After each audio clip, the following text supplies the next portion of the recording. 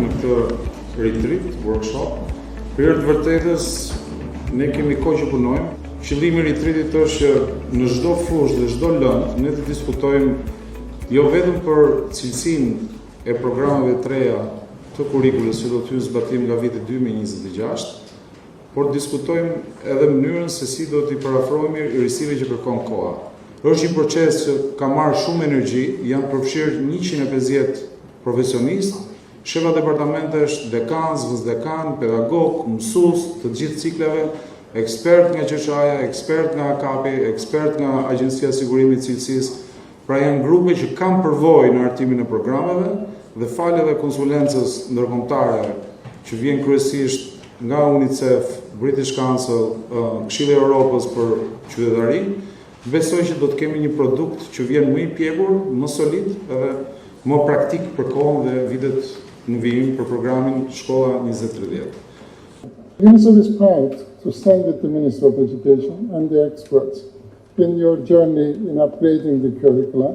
It's a continuous process and it is always going to reimagine. But one thing that doesn't change is the skills that are required, whether it's at the university, whether it's the employment. We look for those who can be problem solvers, critical thinkers, team workers, and have the values of respect and the cultural norms. I wish you success during the day, and I look forward to listening to your proceedings. Thank you.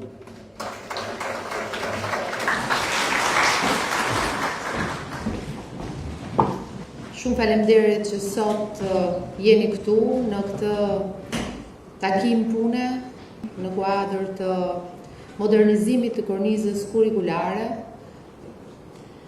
Nga analiza që ne kemi bërë, e lidhur shumë me praktikën, duke parë se çfarë ka shkuar mirë, çfarë duhet përmirësuar, si jemi ne në raport me vendet europiane, aty ku ne aspirojmë të shkojmë dhe të antarësohemi brenda 2030-s, cilat janë standardet që duhet përmirësojmë, cilat janë kompetencat që duhet të theksojmë më shumë në kurrikulat tona, si duhet ne që të qasemi në lëndë të ndryshme për peshë specifike në lidhje me teorinë, në lidhje me praktikën, në lidhje me bazën eksperimentale të lëndëve që e kërkojnë pikërisht bazën eksperimentale dhe më të pasur, si neve duhet nxisim mendimin kritik, si duhet që të përmirësojmë punën në grup, si duhet të nxisim imagjinatën, kreativitetin, çfarë duhet të përmirësojmë më shumë tek edukimin vazhdimi mësuesve.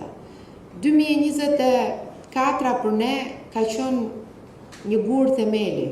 E para sepse përfunduam dokumentin e përmirësuar të kornizës kurrikulare. E dyta sepse zbatuam në një plan të gjerë programin e zhvillimit profesional të mësuesve, ku për herë të parë përfshim universitetet publike, pedagogët tanë, në trajnimin dhe edukimin profesional të mësuesve tanë. Ajo që ne sot më shumë se kur duhet të jemi të fokusuar është pikërisht mënyra e re se si do t'i qasemi rishikimit të kornizës kurrikulare, të kurrikulave bërtham dhe të programeve lëndore, për të cilën kemi marrë një vendim. Na duhet që të rishikojmë, sidomos lëndët të lidhura me tekste që kanë të bëjnë me STEM-in, pra me lëndët kryesore të shkencave, dhe gjithashtu të orientojmë në mënyrë më të qartë edhe ndoshta edhe të lidhur me kontekstin, pra të kontekstualizojmë këto koncepte të lëndëve shkencore, por edhe ato shoqërore, në funksion të përfitimit të më shumë dijeve, kompetencave të nxënësve, dhe nga ana tjetër duhet të shohim se si ne të organizojmë edhe më mirë orën mësimore, bazuar në programin lëndor. Sot ne kemi shkolla të cilat janë të standardeve europiane kur flasim për infrastrukturën shkollore. Sot ne jemi duke investuar në vazhdim për rrjetin e laboratorëve inteligjent në shkolla. Kemi aktualisht rreth 340 laborator inteligjent, 25 laborator të inteligjencës artificiale në shkolla. Brenda 2 viteve të ardhshme, 654 laborator inteligjent i shtohen shkollave tona, duke bërë të mundur që programi i teknologjisë informacionit bashkë me programin e kodimit nga klasa e parë edhe në vijim pastaj rishikimit të kurrikulës së ICT-s të mundet që të fillojë në të gjithë vendin për të gjithë fëmijët. Sot aplikohet për rreth 35.000 fëmijë të klasave të para, dyta, treta. Kemi bërë një punë vërtet të mirë sa i përket laboratorëve të shkencave, kimi, fizik, biologji, në institucionet tona të arsimit para universitar, duke i pajisur me mjete didaktike dhe me pajisjet nevojshme për ta bërë mësimin shumë praktik. Kjo ditë sot duhet të shërbej këtij qëllimi. Pra duhet të ulemi dhe të mendojmë çfarë mund të përmirësojmë ne më shumë tek të gjitha lëndët, duke filluar nga klasa e parë deri në klasën e 12. Si mund ta bëjmë ne kurrikulën më organike? Si mundet neve që të shtojmë element që ndihmojnë nxënësit tanë që kur zgjedhin dhe universitetin të vinë më shumë në ndihmë konceptet e mësuara?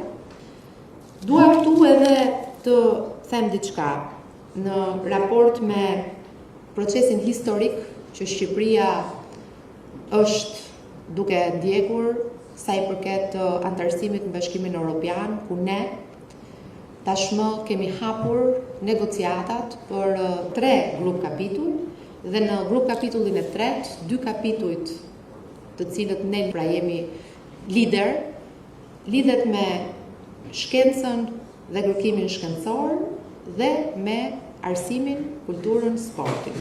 Në këtë proces të hapjes negociatave dhe ku ne ambicien e kemi që t'i përmbyllim në 2027, ne kemi disa detyra që lidhen me standardet dhe me parafrimin e tyre me ato të Bashkimit Evropian.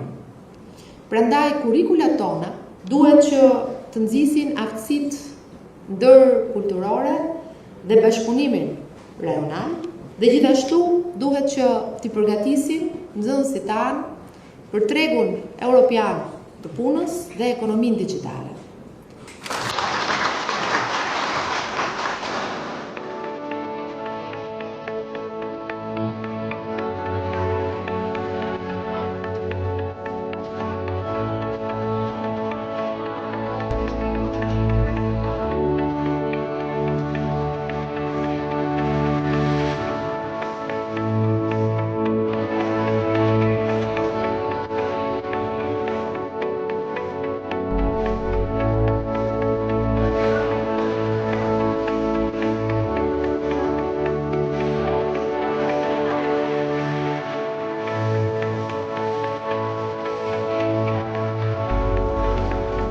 Kurrikulli i arsimit është e bazuar në kurrikulin anglez dhe kemi bërë tabela krahasuese duke analizuar në të mirë të gjitha njohuritë, aftësitë, kompetencat që zhvillohen në të dy kurrikula. Kjo mendohet që niveli i vështirësisë të tekstit jetë i njëjtë.